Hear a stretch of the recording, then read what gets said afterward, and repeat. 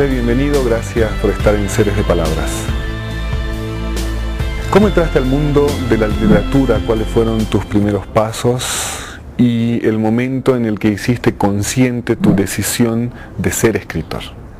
Yo hice mi carrera universitaria en España, estudié historia, iba para egiptólogo, no porque no supiese ya que quería ser escritor, sino porque pensaba que bueno, que ser escritor es algo que haces porque te gusta, pero no puedes contar con vivir de ello. Entonces yo hice otra carrera que me interesaba, que se interrumpió, la historia sería demasiado larga, pero tiene que ver con que a los 24 años me fui de España. Entonces, mi primera formación literaria, de todas maneras mis lecturas eran literatura española y en aquellos años también literatura del boom. La mitad de los, o la mayoría de los lectores de mi edad nos formamos sobre todo con el boom.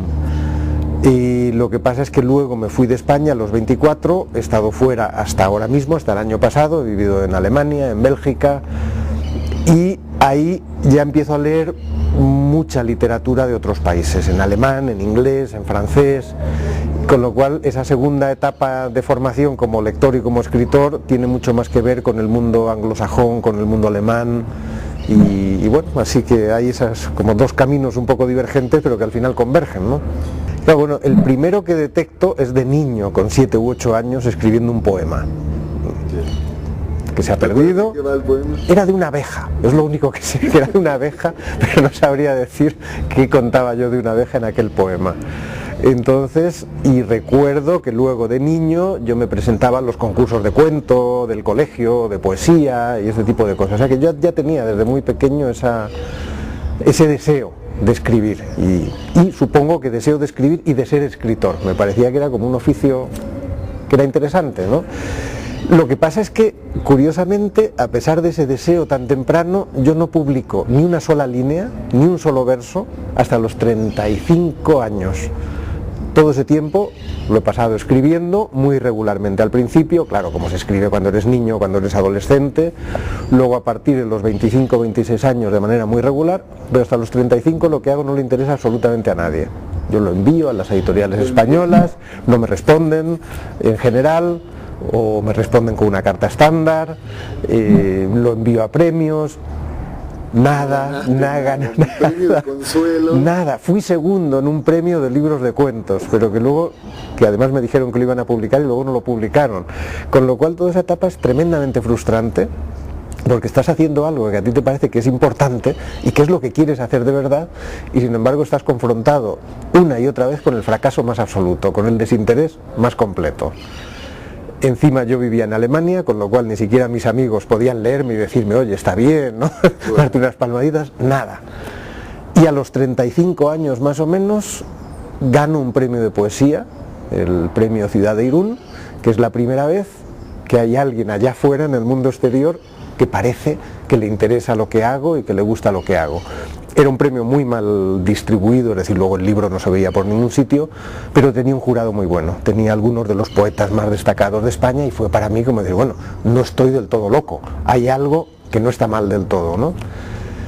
Y bueno, luego seguí escribiendo, de todas maneras, claro, la ilusión que me hizo al principio fue otra vez frustrada por la realidad. Ganar un premio de poesía en España no significa absolutamente nada, no es que te vayan a abrir la puerta a las editoriales diciendo, ovejero, venga usted, lo estábamos esperando, ¿no? Nada, silencios otra vez, hasta que conseguí que la editorial Destino publicase una especie de ensayo sobre la ciudad en la que vivía entonces, que era Bruselas, y a partir de ahí metí un poco el pie en la puerta y publiqué 2 libros más con Destino, me peleé con ellos, bueno, no me peleé antes en realidad, y luego ya pues cambié de editorial, pero ya digamos estaba un poquitín dentro del circuito.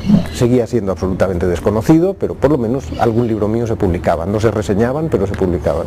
Tu literatura tiene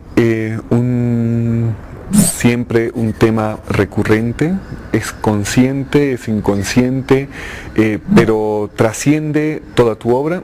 ¿Cómo la entendés ahora? Sí y no, quiero decir, por supuesto durante mucho tiempo uno no es consciente de esos temas, te parece que cada libro que escribes es algo totalmente distinto, algo totalmente nuevo, con un tema diferente, pero luego miras atrás y te das cuenta de eso, de que hay este asunto, el del viaje, por ejemplo, el viajar para cambiar de vida. En muy distintas maneras aparecen todos mis primeros libros. El primero, que era un libro de poemas, pero es ya, en realidad, que se titulaba La biografía del explorador, es un libro de poemas sobre Henry Morton Stanley, el explorador, que es alguien que se va de su casa, cambia de nombre, cambia de personalidad, niega su pasado y se inventa una persona, una máscara. Y luego en mis novelas, en mis cuentos, me di cuenta, digo, claro, la idea del viaje para cambiar de vida y para inventarse a uno mismo, todo eso está continuamente presente. Y claro, luego tuve que pensar en mí, que desde muy joven quería irme de España, que me fui a los 24 años, dejando mi carrera, dejando un poco toda mi vida. Pero luego eso se ha ido diluyendo. Supongo que también, según vas cambiando tú, hay otras cosas que te llaman más la atención. Entonces, mis últimas novelas se han vuelto mucho más estáticas. En la última novela, por ejemplo, prácticamente el protagonista no sale de su terraza. Bueno, va a trabajar de vez en cuando, pero muy poco más, ¿no? Entonces, aunque sigue existiendo esa especie de subtema de la identidad, de quién es uno realmente, o dicho de otra manera, de quién eres cuando crees que nadie te ve, ¿no? Porque no somos los mismos si nos están observando que si no. Entonces que eso aparecía ya mucho en mis cuentos, ese mirar por la mirilla de una persona en su casa cuando cree que no es observada. Entonces eso que ocultamos, o lo que llamé muy al principio, sin saber que era una especie de programa, la voz de nuestra sombra como un objeto de la literatura, eso se ha mantenido de una manera bastante constante. A ver, uno puede conseguir disfraces muy buenos. Escribir una novela de una distopía o una de ciencia ficción en la que parezca que nada tiene que ver contigo. Pero al final, ¿de dónde sacas las cosas, no? Dirás, bueno, no solo de tu experiencia, también de lo que ves. Sí, pero lo que veo yo lo filtro. En lo que veo hay cosas que me interesan y cosas que no. ¿Por qué me interesa un tema? ¿Por qué se me ocurre tal asunto y decido que eso es una novela? Porque tiene que ver conmigo de alguna forma. Entonces lo puedo alejar, y yo intento hacerlo, lo que escribo al máximo de mi experiencia reconocible, es decir, no hago autoficción, no hago literatura del yo, no tengo nada en contra, sencillamente no es lo que me interesa, pero al final me reconozco en los libros, ¿no? No en lo que dice tal o cual personaje, porque a veces, claro, te dicen los lectores, pero tú has dicho tal cosa. No, lo ha dicho Samuel, o lo ha dicho Daniel, no soy yo. Yo estoy en el libro, no en lo que dice cada personaje.